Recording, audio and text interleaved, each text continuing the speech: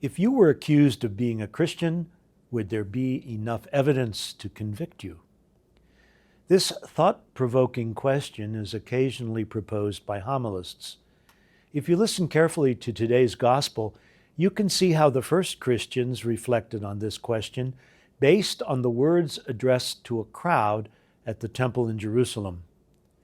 There, as people marveled at the beauty and stability of King Herod the Great's temple, Jesus predicts its downfall. His audience is stunned and wants to know when such a thing will happen. For Luke's community, that answer was well known.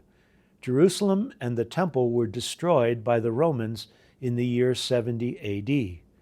So what we hear today about persecutions and upheavals, both political and natural, must have brought these first Christians to attention, as Luke recalled Jesus' own predictions of what was coming. Rather than leave his listeners in fear, Jesus gives advice to any who would be brought, quote, before kings and governors because of my name. It will lead to your giving testimony. He goes on to caution them not to prepare a defense, but to trust in a wisdom given by the Lord, quote, that all your adversaries will be powerless to resist or refute. Even in facing betrayal by friends and family and death, they must persevere.